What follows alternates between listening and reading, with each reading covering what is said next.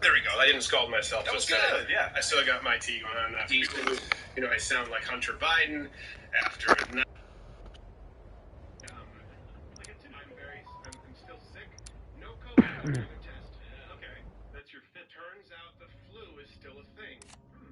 Or a cold or anything else. So, you know, we'll sanitize the area, and if I sound like an 82-year-old emphysema hacking up the lung, you know why. But I'm so grateful for this mug, by the way. It really is. I can hold a lot of soup. So girthy. They can hold a lot of tea. Girthy. People who are watching right now on Rumble, of course, you can go to Mug. That's where you join up. LottoPenner.com/Mug Club. You get like an hour. Is there anything in the 80s action heroes This week, we refer to that as missions that's worth having? Nothing that I've seen. We'll wrap up with Biden this week. So many mistakes he's made. The Iron Dome in Israel, Tess Holliday, and also one of the top executives over there, I don't know what the term is, at the CDC, who was found to be colluding with teachers unions. AC, huh? I'm about to go from 100 to 0 real quick. No, it's not possible. So we'll be talking about all of this and more. Gerald A. is here with me. How are you, sir? I'm well. How are you? You know, come on, don't ask. How are you, Quarterback Garrett? Buying the dip. Dude. That's gonna be a new term, like on fleek. It's just gonna. It's where I go to bars that people use lingo that I don't understand. Yeah, exactly. Like, how are you? Buying the dip ball fleek. What does that mean? I won't hurt you. Oh, okay. I thought you were a friendly dip buyer. My portfolio sucks. Yes, at the moment. What I'm saying is you gotta diversify and buy low and sell high. Unless you're trying to short it. Do you need me to explain to you the difference between a bear and a bull market? Like, yeah, I guess I could use. Okay. I had no idea I was gonna learn all this at Jiggles. You could. Dave Landau is here. How are you, sir? Ahoy! You have a show coming up here? I do. This weekend you can see me at the Toledo Funny Bone. Oh, that'll be funny. Yeah. Toledo. It'll be funny. Gettysburg, technically. Funny to the bone. That's horrible. All right, so when before... the funny hits the bone. Are you going to go to Nathan's? I put the bone in Funny Bone. Oh, I get it. One's at the statue. You know, Father of There's two over there. the Year is what I want to talk about, because Father's Day is coming up. And of course, you know, listen, we're not beyond to recognize the humanity. There are fathers across all political spectrums, all walks of life, including terrorists. Terrorists are someone's father, too. Anticipation for Father's Day. We have an exclusive of the early frontrunner for Palestine's Father of the Year.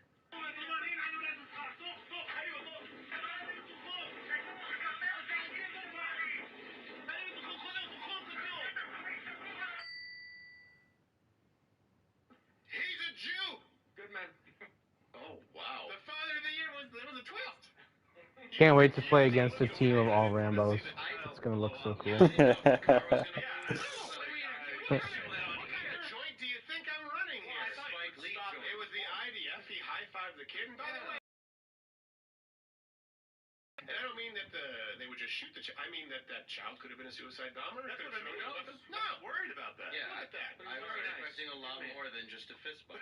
The pro-Hamas father sent him into battle against a man in full battle regalia with an actual assault rifle, not assault weapons, by the way, assault rifle, an actual military-style rifle, and then the Jewish father, or as Democrats know them, the devil father, just gave him a kiss. Aw, nice. It's amazing. It's subverting your expectations. Which, by the way, hey, go to CrowderShop.com to buy some cool merch for your dad. We have fathers. We have best dad ever. Changed my mind.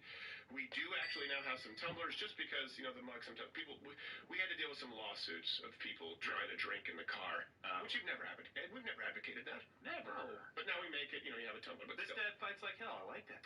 That's good. Okay. Last year my son got me a tie. Don Flip. Yes. Well, it turns out it was a rope that was just hanging on the garage from years past. Hey, he didn't actually give it to me. I just kept thinking about it. Come on. He included a dirty magazine. He was just trying to put a smile on your face. All right. It's a Playgirl. I saw Life as a House. So, this is something, during yesterday's show, I wanted to talk about this. We sort of mentioned it on air, but it happened live, and no one had really talked about it yet. And so we noticed something, actually. It was Danny. Danny, thank you for sending in your comment, with an I, Danny with an I, that Biden was pretending to drive. Yeah. Yeah, I don't know. Do we have a picture of it, or no? We have it. We just have it later in the month. But if you look at it, when he was driving there, there was a second steering wheel. There's a drive. And he turns, he makes a jerk, and the car doesn't move. Ha! So there was clearly, and his head goes back and to the left. So,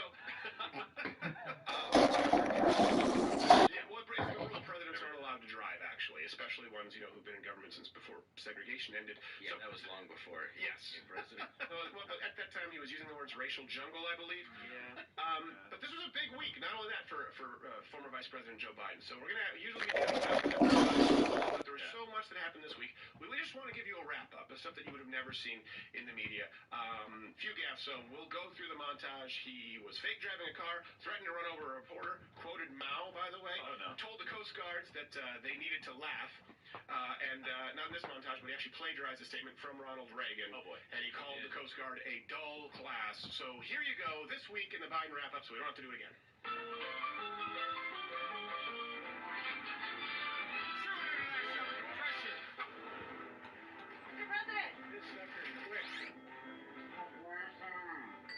Ah, shit. No,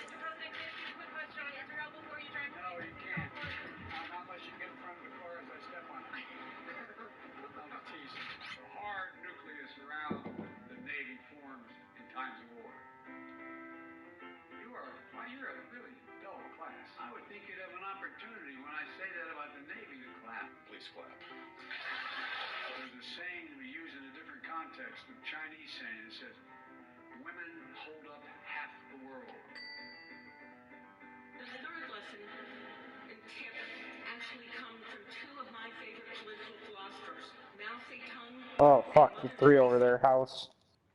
Hey, whoa, Toolbag Tim, let's get a little bit friskier here in the soundboard. Yeah, that matters because you just need to see the history of action there. That Anita Dunn, I remember I was on Fox News. I was on Fox News when she quoted Mao. And people thought back then it was so absurd, no one would ever do it. I was on Fox News with, I believe, Sean Hannity. I believe it was Lanny Davis or Doug Schoen. I don't remember, and there might have been Geraldo Rivera. And Sean Hannity, did his thing where, he had his talking points in front of him. And he said, well, what about, today where Anita Dunn quoted Mao? And I said, that's Sean, that's just the kind of division you're showing, the radical. This is not true. She didn't quote Mao. I said, no, actually, she did quote Mao. It's on video. Like, I'll believe it when I see it. And I looked to Sean, they ran the clip. And then we're sitting there, right? And by the way, they had us in a 4-quadrant, even though we were sitting in the same studio. And they want to make it seem international. And when they ran that clip, and she said, I look to Mao, I turned to Lanny Davis, and I just went, boom. And then when we came back, I don't know if the clip is still there. I said, hey, high five my square, high five my box. And I reached into his box. And I had a conversation with the press. It's that the left, they don't see a problem with quoting the guy who ran people over with tanks because communists are not bad to them. It's that Joe Biden. Hey kid, Garno, what the fuck? Exactly. He tells back that he even butchered the statement that was from Reagan. Reagan was 76 years old. Reagan made it they laughed and cheered, and then he was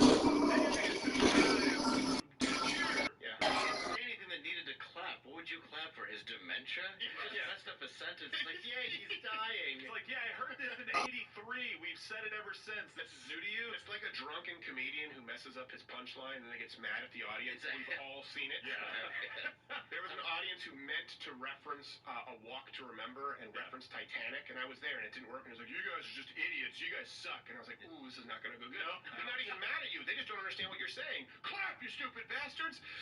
And then there was like 2 guys Get that off ended the up stage, clapping after that. They're like, well, he's following Mao's lead. Mao, they didn't have a prompter. He would just be sitting there going, clap.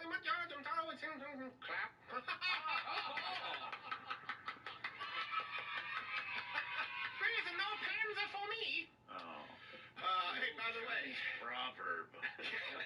What? Yeah, open your fortune cookie. You will be tile mark unless you clap. They don't have a problem with Mao. no. And by the way, this is not something that is unknown.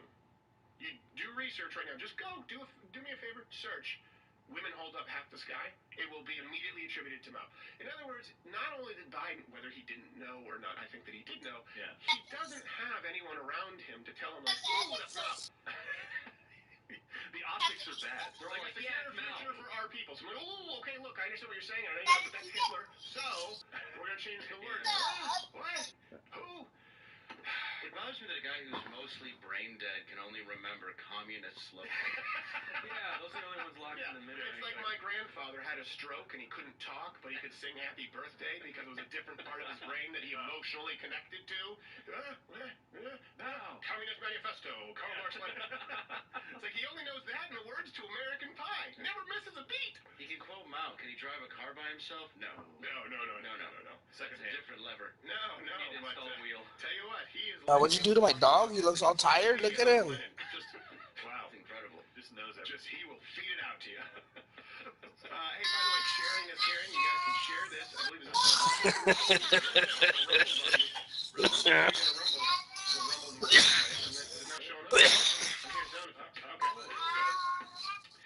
I love you, Vic. Power this morning, and of course, you guys can listen, subscribe on the podcast. And the Monday. Yeah. Go to louderwithconnor.com to read more about it. But it's always available on Apple, Android, Spotify. I know it's only audio, but you can at least stay in touch with us. Question of the day is, do you really feel like teachers are essential workers? Or do you feel like they're heroes? We hear this a Bro, lot now.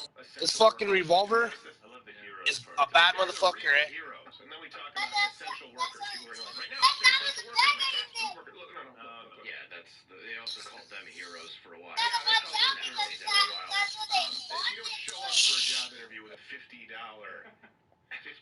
carrot being dangled, I don't necessarily think you're essential. Now, what people mean when they say essential workers right now are convenience workers, things that we do on a day-to-day basis. However, He's by that transformer right there by the yellow I would house. argue that the people like, for all their faults, people like the Bill Gateses of the world, people like the Elon Musks of the world, the Henry Fords of the world, they're probably more essential than the guy who misses your slice of cheese on your fillet of fish. Still hold on to that, aren't you? I mean, Here. if there's nothing left but a few families and some cockroaches, how long before you can drive a car? Get some of that coke. Electricity, and who do you want to help you out with it? This is just what we do. Our teachers are heroes. Yeah. Look, unpopular position. Where did that fucker come from? Yeah, I think it depends on the teacher. Well, some kids, even they classified every one of them. It was like, Oh, one in the yellow house. Have we loosened the definition? No, for the last year, a lot of them were like, you do it. Fuck you, listening to Resin? We proved that you're not essential over the last It's not me. You're one of the few people who that would be a perfect slogan for the teachers union, and it should be just you do it, but it's not wordy enough. They're the only people on bumper stickers when the Air Force and teachers do, well, they're stupid. There's more national expenditures on education than there is in the military. Now, that's just because municipalities, states, right, state government, they fund them more than the federal government because we need a national military. But that bumper sticker is stupid. Anyone who has it on their car, you can just have Biden. Just have Biden drive up next to him and floor it. I'm not saying there's a good chance that they'll get hit, but you won't be liable no matter what happens. Let the cards fall where they may. My mom had one that said one of my sons is an honor student. Take a guess. Just guess. And it had two pictures of you and your sibling and your face scratched out.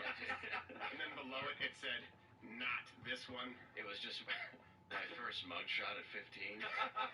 Disappointed. Really proud of that one. Put it on the fridge. All right. So this is something that we're talking about, the CDC and education here. Look, I want to be really clear. I think that there are people who go into, obviously, teaching for altruistic reasons, who want to do good things. And I think there are people who go into government for inherently good reasons who want to make a difference. Maybe. However, that is not necessarily the rule. We can't say that it's the rule or it's the exception. It's like when you have a baby. I know, I'm having twins. It's a 50-50 shot whether they're going to be a good baby or evil baby. I may have made the world a worse place by having brought these children into this world. It's a roll of the dice.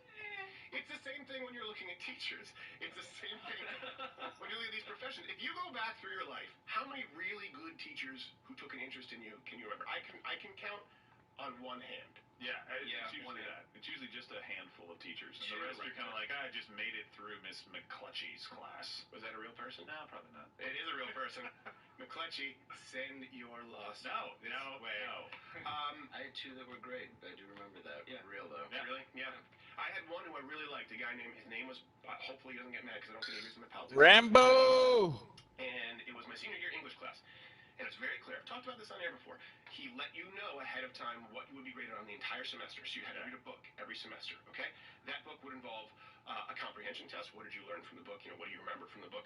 That book would include some kind of a literary essay that you would have to write. And then in addition to that, you would have to do some kind of an oral, usually a persuasive oral. Whoa. Okay? Then you would have one grammar test. It's from the mouth, Gerald. So I got that part. Then you would have one general sort of grammar test. Okay? And then he gave you 10% of your grade if you just wrote something every day in a journal. Didn't matter what it was. Yeah. But you knew this at the beginning of the semester. Just a different book each semester, different content that you would go over as far as grammar, as far as syntax. And after the first semester, They came to him and said, these were standardized tests, by the way, the literary tests. We all had to read the same books. They said, your grades are too high. So you're going to have to change the curve. Kind of like Harvard with Asians, where they do so much better in the standardized testing that they just give them demerits for their personality traits, right? All of a sudden, every Asian has a horrible personality attending Harvard, but every other minority is just the cat's pajamas. That's what's actually happening. They're lost in Harvard. Wow. That's what they did. So what the teacher did, he said, look, I'm just going to have to take all your grades down by anywhere from 5 to 7 points. I'm sorry. That should not be the goal of teaching. Your goal as a teacher should be, at the end of the year, everyone gets 100%. Everyone gets an A. Not saying that that is going to happen, but that should be the goal.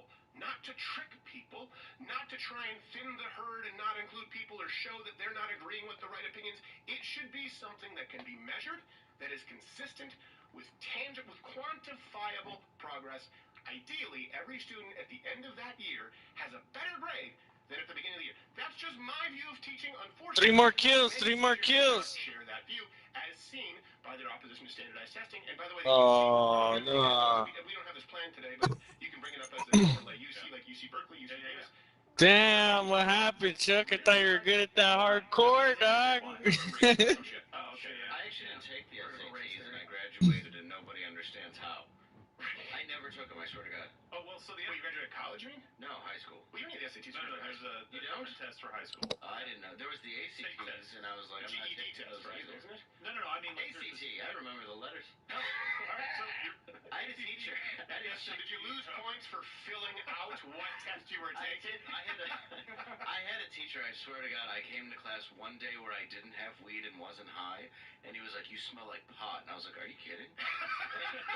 One time in the office, and they searched my locker and my car, and I'm like, of all of the day, I won the lottery. I just bought myself 6 months. I did too, and then the principal he brought us to ended up getting drugged with pot brownies, but that's a different story. Okay. What were you saying there, Joe? I was saying that they have state testing that you didn't pass. That's what it was, ACT. No, ACT and SAT are college entrance exams. Oh, I didn't need that. But they...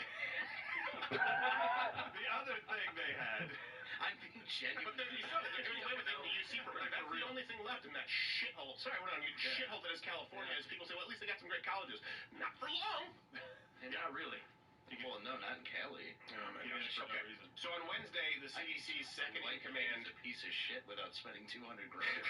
On Wednesday, the CDC, their second in command, Anne Shushat, stepped down after there were emails that show that she colluded with the American Federation of Teachers Unions to keep in-person schools closed. Okay, this time we're going to go through the science of this because you cannot say, this is the problem, right? When you label somebody a hero, you say they're a hero, what does that mean? They're untouchable. Yeah. Well, don't question the heroes. So when the heroes say, hey, well, just like Fauci, trust the science means follow a yellow bit for Fauci, right? That's what it means. Follow Fauci, not all of the other scientists.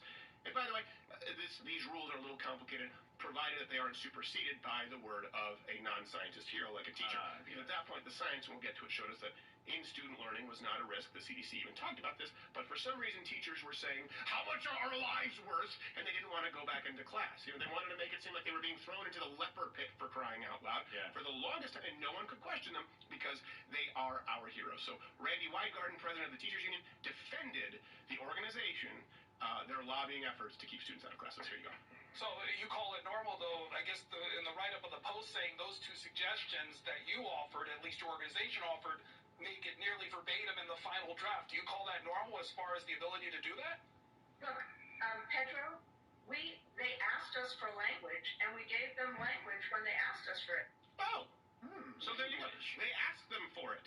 So you guys have advanced degrees in medicine, and they wanted language so that they could contribute to the report? Is that what you're saying? No. You know what's funny? We talked about like Rashida Tlaib saying the quiet part out loud. Yeah. That's not what this is. It's not they're saying the quiet part out loud. It's they have no worry of accountability whatsoever. It's like, what if no one is doing debate prep? No one is doing interview prep with these people. Going, what if I say the wrong thing? Think he was going to cover it? You can't. It's so blatant right now. He went out when you talk about Vice President Joe Biden. It's very easy. He should know about the internet. They don't care that he's going to blatantly rip off Ronald Reagan. Yeah. They don't care that he's going to quote Mao because they know that if you talk about it, it will be buried or, like this, it'll be removed from 95% of the information delivery platforms that exist. So it's not the quiet part out loud. They're just saying what they think now. Oh, no, we work with the CDC and we we gave them the language, and they did what we said. So it just goes to show how corrupt and intertangled the CDC and teachers unions are. Let me go through the emails really quickly. It showed here, bring this up from the New York Post, CDC Director Rochelle Walensky, White House Coronavirus Testing Coordinator Carol Johnson, and there was an Associate Director of Public Engagement for the White House, Will McEntee. Right? These are the people who were involved. In one of the emails, Kelly Troutner, she's a senior director, okay, for the Federation of Teachers Unions, argued for the inclusion. So just to show you, I want to bring this up as a side-by-side. When people say, well, you're misquoting them, and they said they asked for language, verbatim, let me bring it up here, and this is from a non-scientist, right? Okay. This is what was included. They said, this line needs to be included, and the line was, in the event of high community transmission results from a new variant of SARS-CoV-2, a new update of these guidelines may be necessary, and you can see the CDC final document says it is possible that due to increased levels of community transmission, mitigation strategies and school guidance may need to be updated to account for new evidence of risk. It is exactly, and it happened in the same sequence it happened during the timeline. Why is the CDC taking the guidance from a teacher? Why is it not going the other way around? It doesn't seem to make any sense to me. I thought the CDC was the experts on this. Like, do they not understand how schools function? Have they not been in classrooms before and understand that teachers teach students and students are supposed to learn from teachers and it's in a building? Like, I didn't know it was more complicated than that for teachers. So many presuppositions in that statement that I disagree with. So much has just gone on that I don't know what's happened. Totally. The teachers are all about teaching. Well, no, I'm saying they should be. They should be. Yeah, in an ideal world. Should, yeah. Well, ifs and buts, something Christmas. Handy and nuts, it would be Christmas every day. Something like that. I thought there was some sexual innuendo there, but you know what I'm talking about. So this also came, by the way, a week after Nancy Messonnier, just reading this to make sure I don't get the names wrong. Yeah. 20-year CDC veteran, former head of the COVID-19 task force, resigned. Right, for a position. And people are like, well, that's weird when we didn't get the full story. Yeah. She ruffled the wrong feathers. Well, according to Politico, she clashed with Biden and officials over decision-making. She was reassigned to the CDC's Incident Management Response Team just one day before her department was to decide whether or not to lift the pause on the Johnson & Johnson vaccine. What? And she immediately, you say tomato blood clot. And I said you have until noon to get her out of here. And by God, son of a... And it's a government agency, so by noon, that means, tomorrow-ish. Yeah. This is all very messed up. The only explanation that was given, this is from the New York Times, my family and I have determined that it is now is the best time for me to transition to a new phase of my career, that of the unemployment line. It pays really well, a new phase of my career. New phase. Oh, you mean you're doing a Jimmy Braddock going, are you going to give the money back? No, I don't have that kind of pride. Oh, she bought the dip. She's just sitting there, she says, you know what the worst part about, what am I going to do with all this Dogecoin? That's so much. And by the way, I advised my students to buy Dogecoin. Elon Musk was going to be on SNL. It was a lock, as close to a sure thing as I could picture. Thanks. Who knew? I should never trust the science. Damn industry whales. Just enough Doge to buy a bullet. Just one. To rent a gun and buy a bullet. Oh, we are not advocating that. No. Hey, not in this show. I'm just saying. But we believe in personal freedoms. You do you. So, all you have to do is look at the data from the CDC. We want to be clear here. Okay, did this happen before we get to the corruption of teachers' unions? When people talk about big oil money, when people talk about the Koch brothers, people have no idea as to the money that exchanges hands from unions, virtually all of which come from these organizations and go to Democrats. And when I say all of which, I mean, you're talking about 50-something million, which we'll get to in a second. Yeah. 100% going to Democrats, statistically 100% because $50 or something like that went to Republicans. Yeah. And when you understand, look, is it surprising to anyone that public sector unions support big government, who believe in giant public sector unions, it's a never-ending cycle of corrupt teacher-arm-fat bullshit, okay? So let's look at the data from the CDC while people are talking about trusting the science. On the transmission with school-age children. Yeah. This is the kind of thing that could get us banned from YouTube. It's from the CDC, you pieces of shit! I think it almost did get us banned, or hard-stricken at least once. That's not a word. Hard-stricken. Less than 10% of COVID cases have been amongst anyone ages 5 to 17. Wow. Cases. That's small. That's way lower, right? Much lower. You can't say that it's lower than the standard flu with people that age, as opposed to older people where it's significantly higher. Because that might actually actually be looking at the science, and YouTube didn't want us to actually examine the immunoresponse and see why do certain people react to this virus different ways. The facts don't matter that young people, not only are they not typically carriers, not only are they not actually being a part of these case statistics, but statistically non-existent as part of the death statistics. Figure out how to actually address this. Lock everything down until everybody gets vaccines. Where hope you enjoy being the control group. Yeah, well, and especially when teachers are making the argument that you're sending us back into schools and you don't care about our lives and we're all going to die. Yeah. That was exactly what they were saying. Right. Not word for word, but they're saying, guys, you don't care about our lives. We're not going back in. There's no way until you pay us more and do all these things that we ask. Can you imagine these bitches on D-Day? Just as those boats and those trucks come down and speak. No.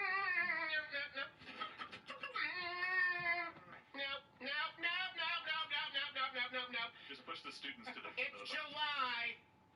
Call me in 2.5 months when I bitch about my salary.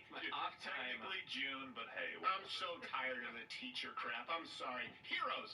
No. At least the, 500 of them that had sex with their students in 2019? Yeah, alone. Those stories were every day. Well, I tell you what. And the ones with little boys, those boys were the heroes to all their Oh, they were. Oh my gosh. Those guys couldn't use their working hand for a week from all the high fives. Who would send pictures to a teenage boy? Like, he's not just going to go, hey, guys. Dude, check it out. I mean, before he even has time to zoom in, his finger instinctively hits the forward all button. Yeah, exactly. They're not known for their discretion at that age, right? It's like, oh, you don't believe me? Huh? Yeah. That's actually a really good point. The teacher sex lives really suffered in 2020. They really did. They were not. You didn't hear as many stories about how good they were getting it. Listen. I liked how they were all married. Oh, wait, hold on 1 second. Pause really quickly. Fauci saying highly likely Americans will need booster shots. Oh, more shots. There we go. Oh, there we go. There we go. There's what it is. Let's bring up the volume really quickly. Over, what's the point of even getting a shot now if I have to get another one later? Good point. We have to be aware of that mentality and not jump the gun.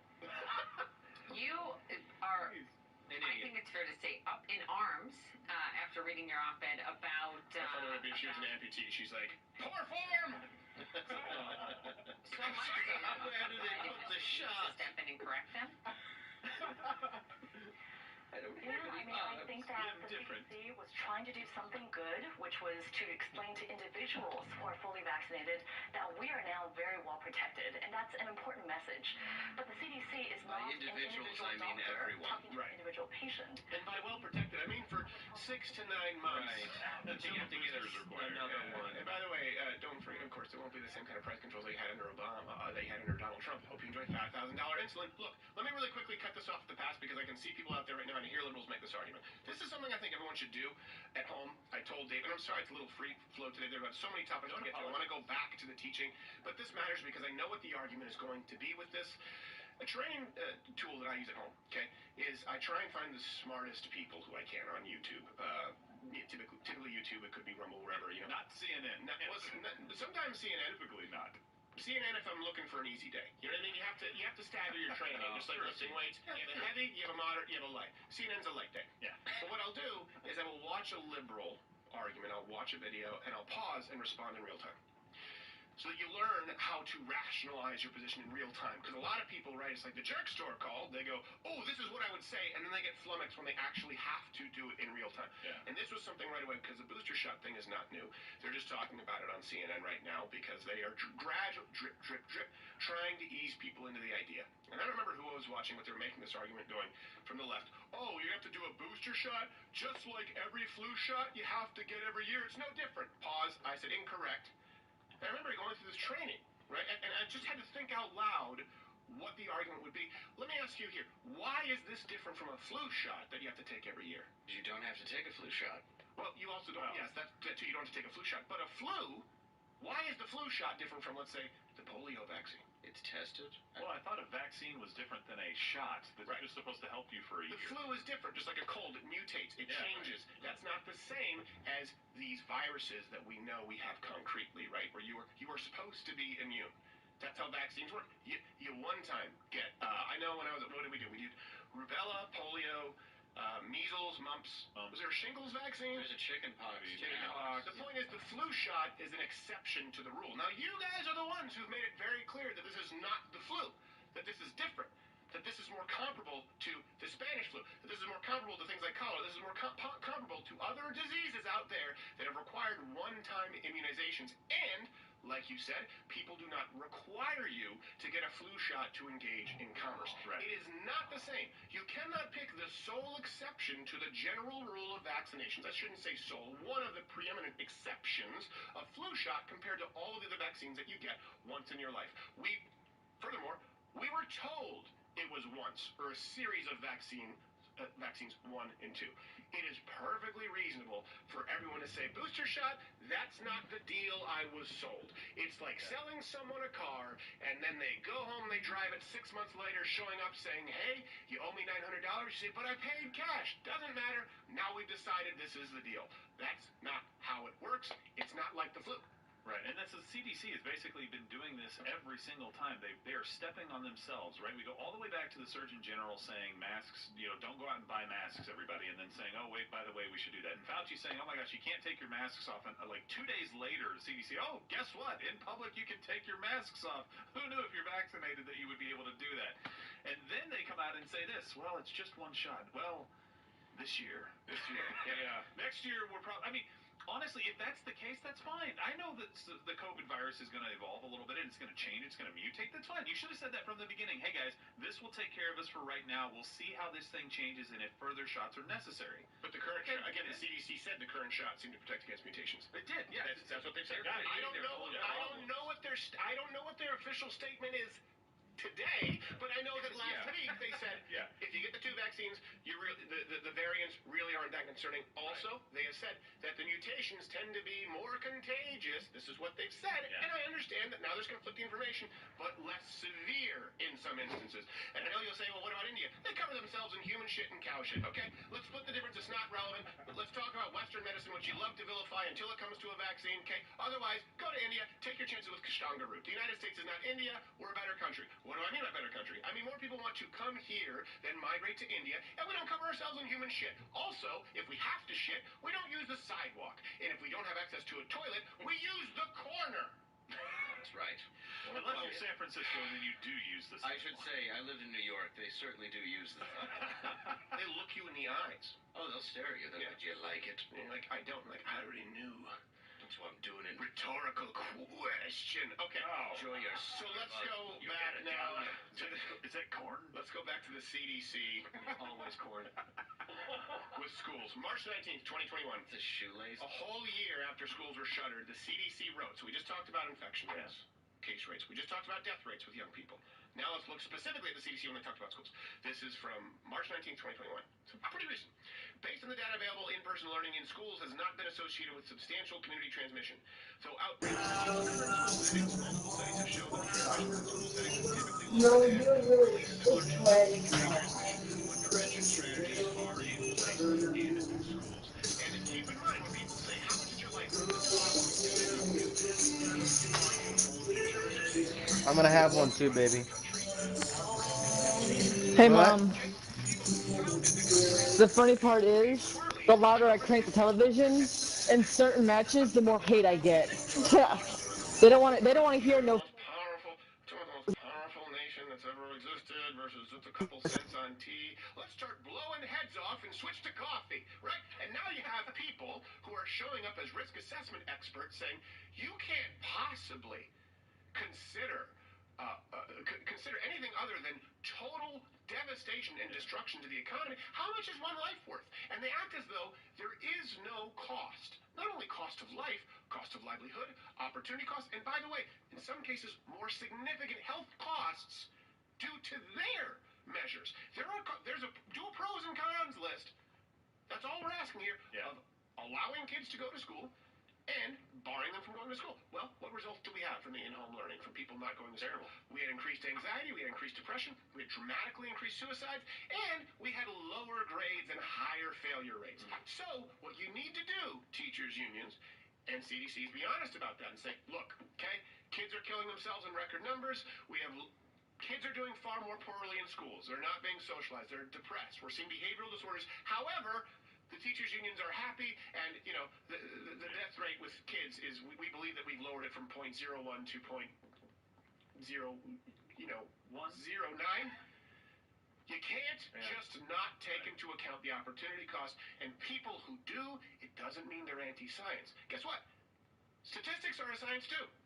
Yeah, absolutely. And one of the other things, too, kids weren't outside playing. They weren't going to school. They weren't getting better nutrition. Sometimes it's not available in the home. Like, I saw my nephews gain weight during this, significant weight that they've thankfully since worked back off. But it's like, that's a health problem. That's foreshadowing the Tess Holiday segment. Well, in a little bit here. But also, one more point. It's easy to control people when they're afraid of something, right? Yes. Look at all... Or when they're afraid of everything. Well, yeah, look at all the despotic regimes that have come to power. There's always a common enemy that they make you afraid of, and then they say, this is necessary because of some boogeyman basically hiding in the closet here. And teachers are like, oh, you can't do this right now. You've got to give us a lot more money, by the way, if we're going to go back to this really dangerous environment of the classroom. Yeah. Like they're working on an oil rig in the middle of the Gulf that's going to explode, or they're in the coal mines getting the black lung. Well, what is that, a canary? Oh, shit. I firmly believe the easiest way to control a society is through risk of health. Oh, yeah. And that seems to be, because people don't even realize they're unhealthy when they are now. I mean, there's so many different, for instance, that's how. Anyway, but it really does. It does seem that that's always the thing where if you can put people in fear of their own health, and you have the thing that's invisible to be afraid of, it's the easiest way to control people. And it really freaks me out because even with this, obviously kids need to go to school. There's obviously horrible repercussions to them not going. Right. And what are we doing about it? We're trying to get out of it. Well, no, we're not. That's not what we are doing about it. What the administration? It's a good point. But the administration, it doesn't make sense. It's because this administration right now, the entire DNC, is in bed with the teachers unions. Their goal is not to help your children, to help students. Their goal is to make sure that their donor base, huge donor base, many tens of millions of dollars, is happy. And sometimes we act like, well, what's good for the teachers is good for the students. Well, that's not necessarily true. Not anymore. And then you go, what's good for the teachers union is good for the teachers. That's definitely not true.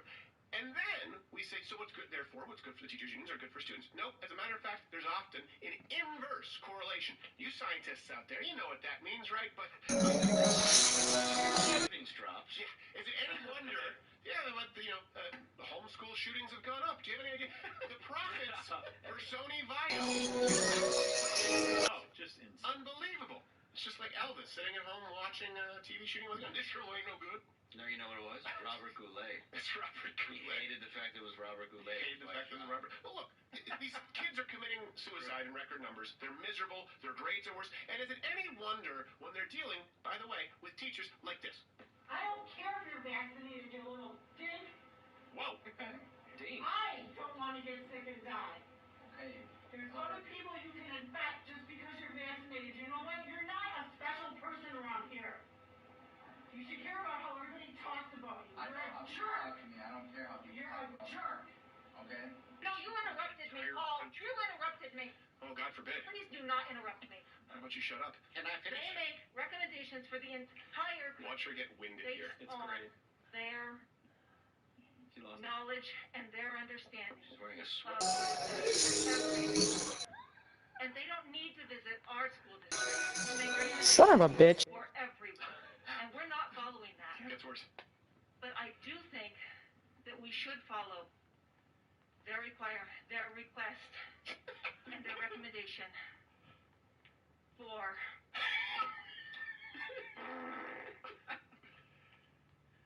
masking.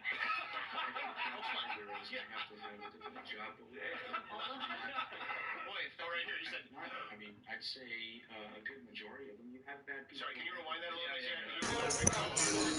Oh, what the fuck? I'm coming halfway.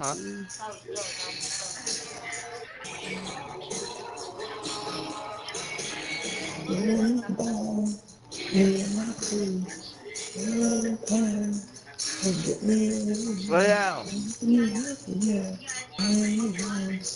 and have gotten away with it and have never been convicted of any of it. Where's the And I say this as a person who has family police officers. What do we call when we're in trouble and someone has a knife or a gun? I wouldn't call the police. Why wouldn't you call the police? I don't trust them. My life's in more danger Call. in their presence. Professor, who would you call? I wouldn't call anybody. Well, would you have I'm gonna protect intruded the your phone and house? Please with a do gun? that. Well, would you have a gun on you, or No. who would you call? It's my time to go. Time to go. Sometimes when they lay in, it's best to just let them finish, Clark.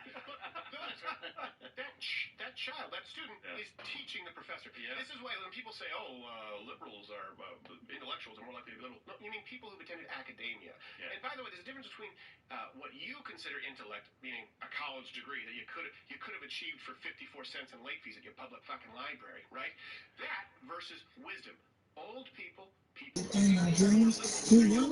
become more conservative across the board. By the way, that's even true of people who attended college. Not saying they're a majority conservative, but as they get further and further away from university, and they get further and further into responsibilities of having a family, of paying taxes, of looking to retire, they invariably become more conservative. You can look at that trend. So let's not just equate intellect with academia. That student right there is educating that professor. You want to tell me that professor, who, by the way, may have a doctorate for all we know, is speaking intelligently and is thought critically through. A rapist is in your house with an axe and a raging erection. You have no firearm, and you're not calling the cops because something racism.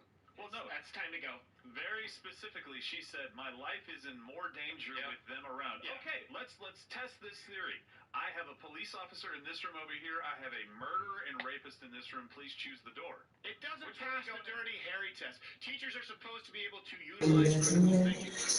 You think you're more in danger in calling the police than with that intruder? Listen, sweetheart, some guy shows up with a raging boner and a butcher knife. He's probably not collecting for the Red Cross. Well, I have had it where a rapist has shown up, and I've called the police, and they've all raped me too. Well, that's not the police. It was the police. They were dressed as police. No. This all started when you called the stripper police, Dave. We've been through this. Police don't show up with a boombox, okay? Is that why they were filming it? And the director kept yelling, "Action, swallow, action." No, come on. Give him the D. Sorry, too far. By the way, here's something too. Not to mention, as we go through this, that doesn't make any sense. Call the cops. Teachers are overwhelmingly liberal. Okay, let's follow the money, because this is something they'd love to talk about, dark money, when it involves people doing an anti-Hillary Clinton documentary, which is the reason for Citizens United. That's the reason for it. Hillary Clinton wanted to shut down people, young kids, from making an anti-Hillary Clinton documentary, and the court ruling said, no, you know what? Corporations in that sense are people too. They're entitled to First Amendment protections. That's what Citizens United is. We can talk about money and politics, but you can't just overturn Citizens United. However, when it comes to giant public sector unions giving ungodly amounts to politicians, by the way, collected effectively by force in these non-right-to-work states from their members with no say in where the money goes, all of a sudden we're a little bit more in the rule book. So, 2017 Ed Week study found that 41% of educators identified as Democrat, just 27% as Republicans. 50% voted for Hillary in 2016 compared to 29% who voted for Trump. When people talk about big political donations, teachers unions, when you're talking about organizations, they're one of the top 10 political donors of all time. And you can follow us across the board with any public sector unions. Guess how much they've given over time to Democrats? Millions. Yeah. How many? 55 million. Wow. 100% to Democrats. Not even one Republican. Wow. This year, the American Federation of Teachers, PAC. Hey, what happened to being against PACs? Citizens United. No. 1.6 million of congressional candidates for the 2022 elections. 1 million of this went to the House Majority PAC, super PAC that boosts Democratic candidates. So even if it doesn't go directly to Democrats, what happens is there's a teachers union PAC, and they give it with no weapon. Democrats. So they can say, well, I don't know what happens once the money is out of our hands. Well, hold on a second. Where'd you get the money? Taxpayer dollars. Oh, okay. And then you collected dues from people who have to join the unions because they're not in right-to-work states. Yeah. And then where does it go? I don't know. Didn't the name Democrat have something? Didn't it throw up some red flags when you gave it to a PAC? I don't know.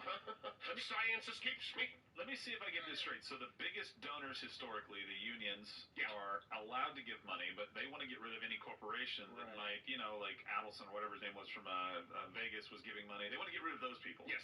So the people that balance it out, they want to get rid of that. Yes. Okay, that's precisely. what I thought. And keep in mind, too, why would they do this? This isn't some conspiracy. Democrats vote overwhelmingly.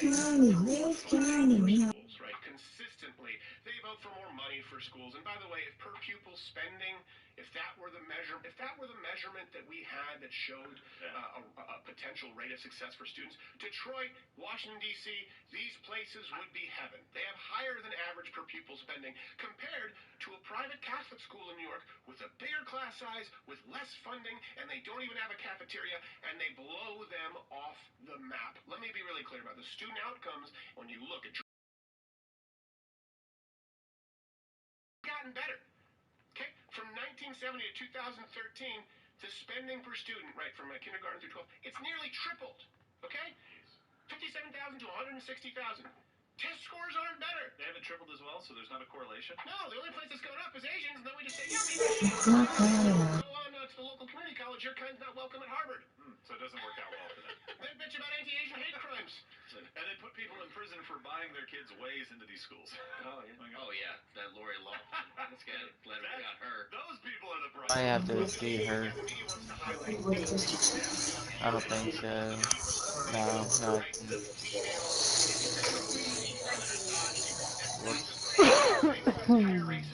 Yeah, I think Frankie.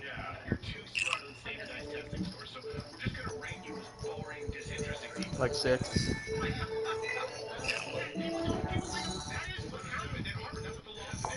Probably hungry. Asians outscored everybody. Yeah. Now, no one gets mad at that statement.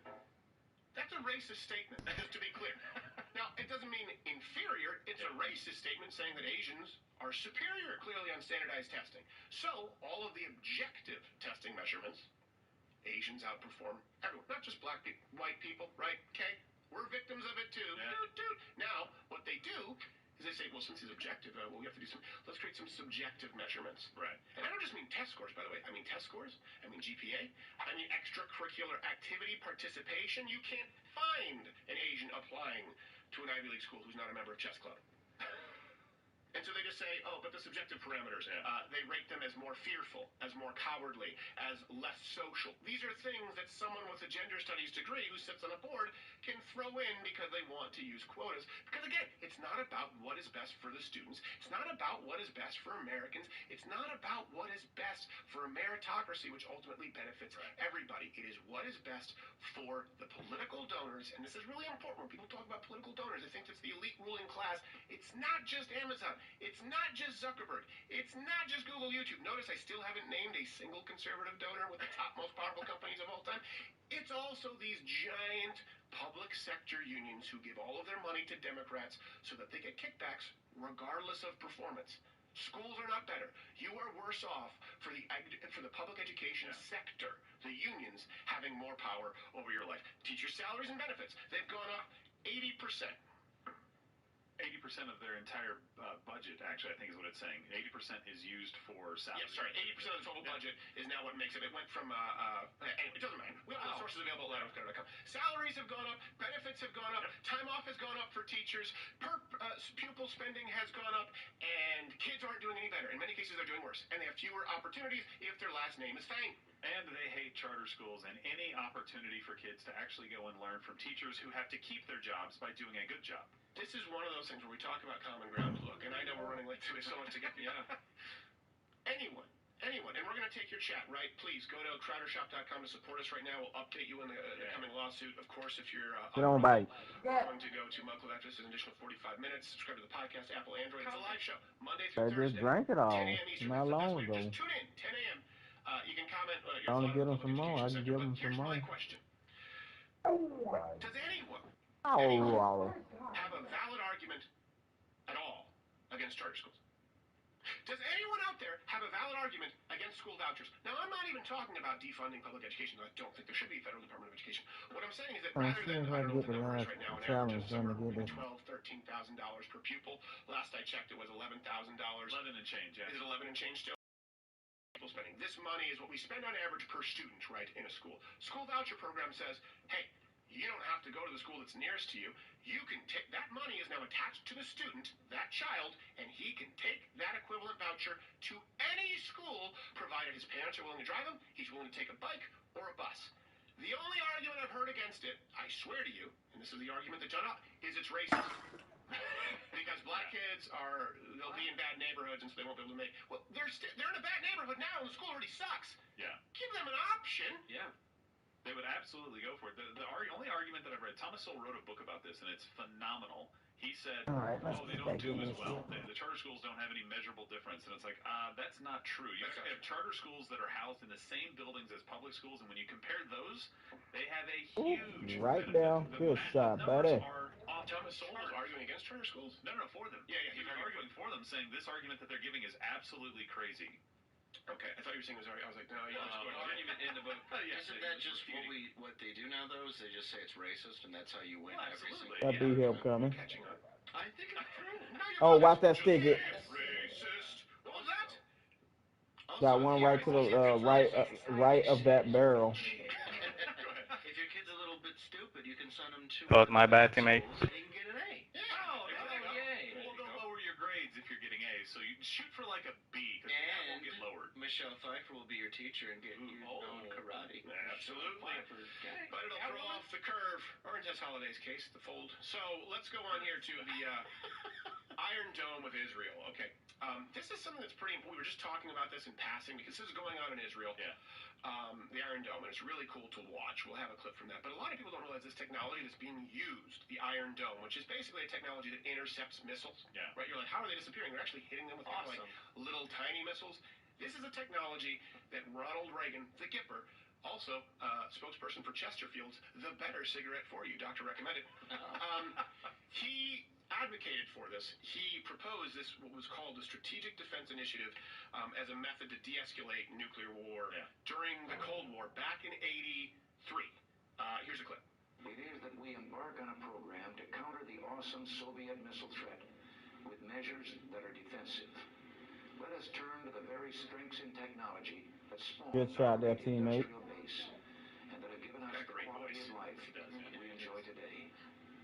What if free people could live secure in the knowledge that their security did not rest upon the threat of instant U.S. retaliation to deter a Soviet attack? How are we trying to cap A? Let's get B, bro. Destroy strategic ballistic missiles before they reached our own soil or that of our allies. I call upon the scientific community in our country, those who gave us nuclear weapons, to turn their great talents now to the cause of mankind and world peace, to give us the means of rendering these nuclear weapons impotent and obsolete. And keep in mind, not like the former Vice President Biden, not once during that clip did he shit his pants. That's true. Yeah. And he's almost the same age. I'm just saying, it's the little wins that you don't see that add up. Yeah. Finished sentences. Yes, he did. Yeah. Cool. Listen, just in case you think he was 77. Yeah, he was 77 years old. Biden is 78 right now. Compare the two. And I just want to, because we have to get through this relatively quickly.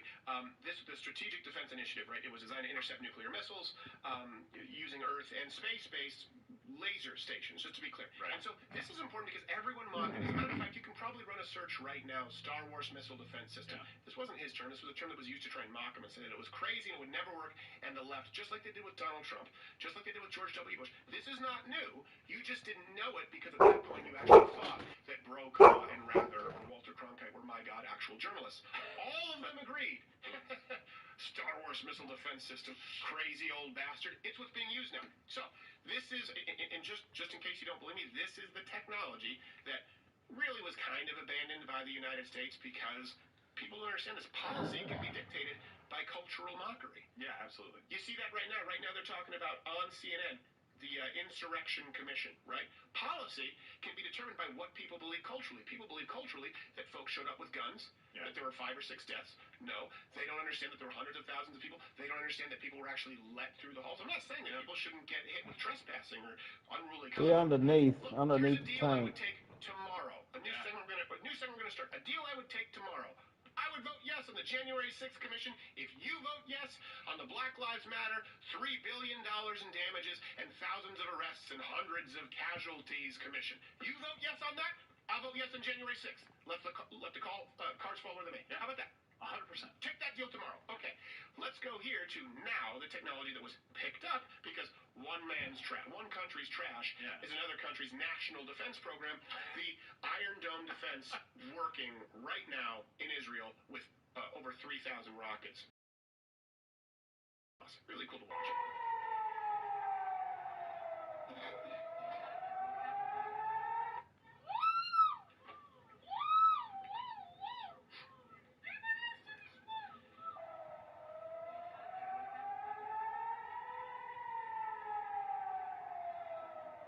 So eerie to watch, I half expect Joaquin Phoenix to walk back into a closet.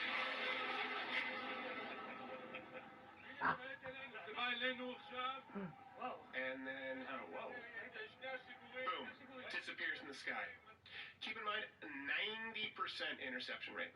That's insane. Yeah. So when people say, "Oh, look at how few Israelis died compared to Palestine," it's because they actually protect their people. They're better at this thing. If they didn't have the technology, not an offensive technology, by the way, a defensive technology, I don't understand why anyone would be against the Iron Dome, even though liberals want to ban body armor. Yeah. I'm not going to beat someone over the head with it. Makes no sense. I'd be better off using a Flintstones frying pan than body armor. It is entirely a defensive tool. Let's take away the 90% interception rate. Do that math with, I think, probably now 4,000 rockets, somewhere near that number. It's got to be over 4,000 rockets. And more than, not 90% don't get in, 100% do get in. How many dead Israelis do you have now? Yeah, exactly. That was the only thing that Trevor Noah got right, was that there was a giant Dikembe Mutombo in the sky swatting stuff down. I was like, yeah, that's a good thing, and you turned it into a bad thing. You know what? Let's stop saying dead Israelis. Dead Jews. Yeah. Yeah, it's crazy. I don't know you can play Spotify and play games at the same time. Jews, because sometimes people think, oh, you shouldn't say Jews. Not 90% interception rate from the Iron Dome, the technology that you mocked from Ronald Reagan. 100% success rate with the rockets. How many dead Jews? Right. Well, how many dead Arabs that are living in Israel that have the most freedom in the entire Arab world? Yeah. Out of the 1.5 or 2 million that live there. And so these are people watching rockets being shot at them, getting knocked out of the sky. Yeah. And that's bad? On a daily And by the way, it happens on a daily basis. Yeah. Every single child in Israel knows the quickest route to bomb shelters, like fire exits. This is like the Blitz in London. This is like them getting bombed all the time. It's like, oh, it's part of life. We go down into the subways, or we go over here, and we live our life underground. Joel, yesterday, he said that they live in them. Yeah. They live in Some of them live in them. Yeah. They have to build their houses with concrete. But they might. A missile does, or a rocket, it's not guided. If it hits them, hopefully it does less damage. And sometimes I lose sense of time when they come out with a horrible Brendan Fraser film. So, here's another comparison to Ronald Reagan in 1983. Joe didn't like it. He did not like it. I'm sorry, Joe. He outlined America's strategy, and this was part of, the National Defense System, which is now become the Iron Dome.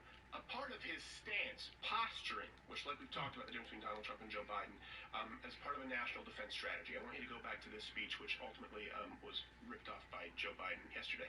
The defense policy of the United States is based on a simple premise. The United States does not start fights. We will never be an aggressor. We maintain our strength in order to deter and defend against aggression, to preserve freedom and peace. Since the dawn of the atomic age, we've sought to reduce the risk of war by maintaining a strong deterrent and by seeking genuine arms control. Deterrence means simply this: making sure any adversary who thinks about attacking the United States or our allies or our vital interests concludes that the risks to him outweigh any potential gains. Once he understands that, he won't attack. And with Gorbachev, I want him to understand that we're a nation who, of course, seeks peace. But should he act up, I hope he enjoys the taste of my salty, salty balls. His forehead is a mess. Do you see it? It's like the map of Yugoslavia. And keep in mind, too, again, he was mocked mercilessly by people like Ted No, Kennedy, thank you. referred to the Strategic Defense Initiative as, quote, Red Scare tactics and a reckless Star Wars scheme. That's where the Star Wars missile defense system came out of. They tried to turn it into something absurd, and it worked. Where the United States largely abandoned the technology, and we now know that it works if it had been developed as Ronald Reagan had seen. Again, the posturing there is very similar to Israel. They're saying, look, we want to make it clear. Let me make it concise, what Ronald Reagan just said. We want to have a strong offensive, okay, and make sure that they know they cannot penetrate our defense, so that they feel hopeless and they don't want to attack us. That's really what it is. My defense is impenetrable. It's impregnable. I am ferocious, right? I want to eat his children. Praise be to Allah. That's what he was saying. Yeah, well. He was saying, that was Mike Tyson. I know. He was saying, strong offense. We want them to know that we can hurt them. They can't hurt us. That's boxing. People understand. People talk about footwork in boxing. What is boxing? Hit them. Don't let them hit you. So it's a huge component to it. Yeah.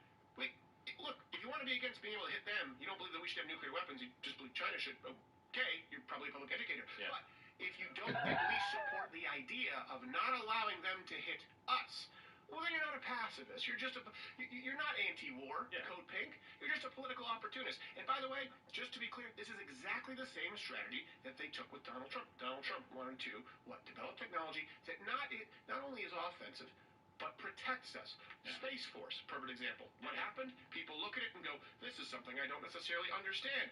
Therefore, let's mock it. Here's a clip. President Trump says his proposed Space Force would prepare us for any potential Star Wars.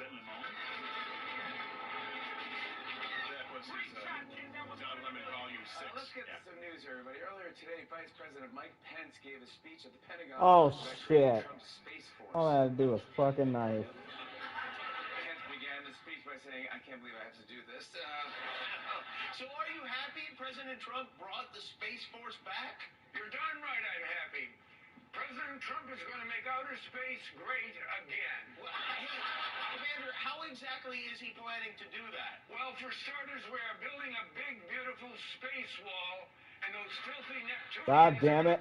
You fucking asshole. Actually, I still think Federer was one of the funniest human beings. He's hilarious. Now, here's the thing. You can even see that was meant to be a political hack job. Looking for the funny. Hey, how can we make this funny? I thought that was pretty funny. Yeah.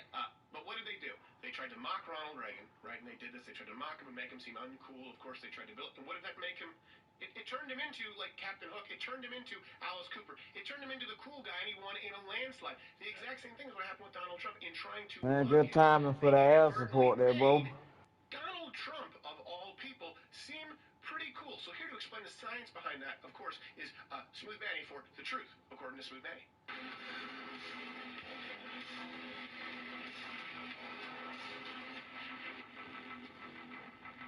All right, now for people, we're going to do the Tess Holiday segment here at Mug Club because I know we've gone late. I apologize. It's just I had a lot to say today. You guys let me know if the stream of consciousness bothers you in the chat. No. I'll see what I try and keep it organized, but it's just like, and that's bullshit, and that's bullshit. It's like I'm trying to Iron Dome the bullshit.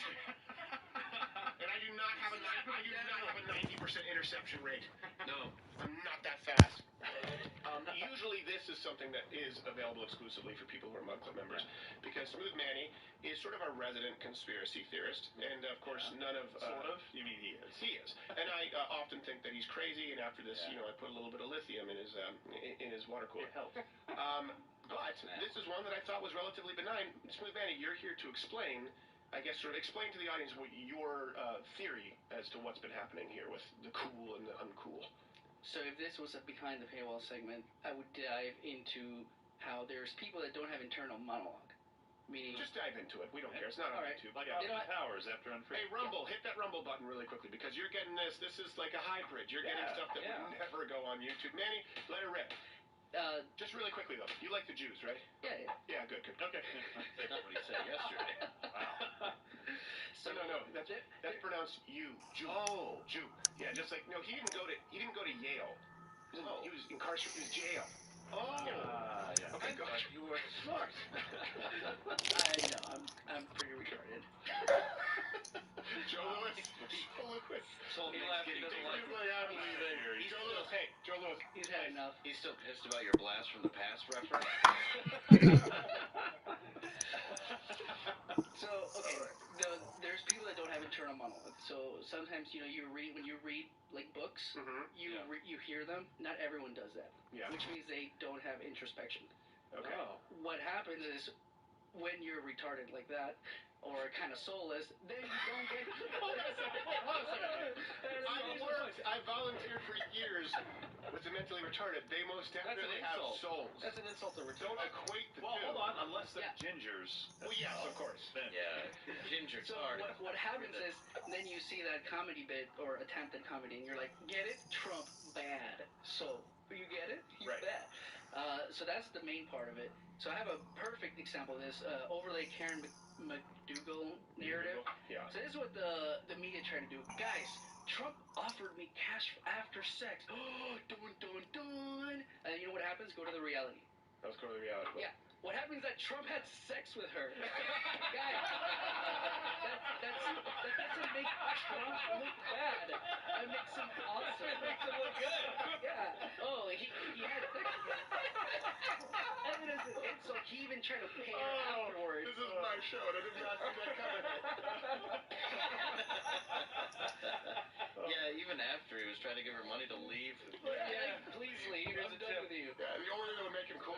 tried to give it to her like this.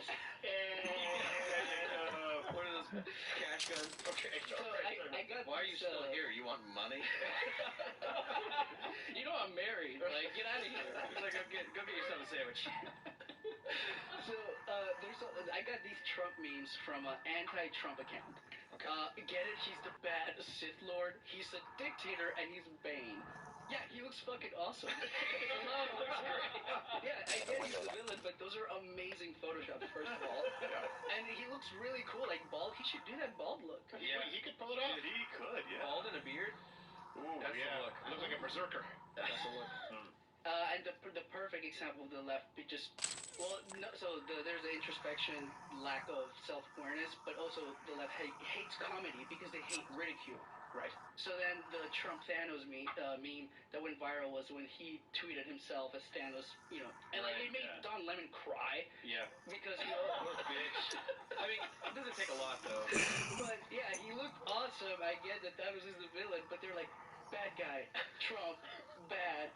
Bad. We don't understand. They picked the most powerful villain who's ever existed. I know someone's going, what about Galactus? Shut up and go get a wife. Guy in the middle, round the rocks. They picked the most powerful villain in the universe, devourer of galaxies, who also, by the way, has a rainbow bracelet, which is perfectly appropriate because it was the only president to go into office as pro-gay marriage. Obama wasn't, and we still don't know about Biden. He says, what?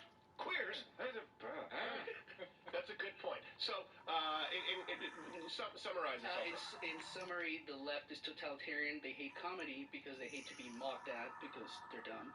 And also, they lack self-awareness because a lot of them don't have inner speech. Right, yeah. You're a hack. They're just like, hey, you know what? I know what'll stick it to him. Yeah. We'll tell everyone that Donald Trump had sex with a 10, and he's most comparable to the single most powerful character in the most popular, profitable fictional universe right now across the globe. That'll show him, and I wonder why he's powerful. Smooth Manny, thank you for the truth, sir. We appreciate it.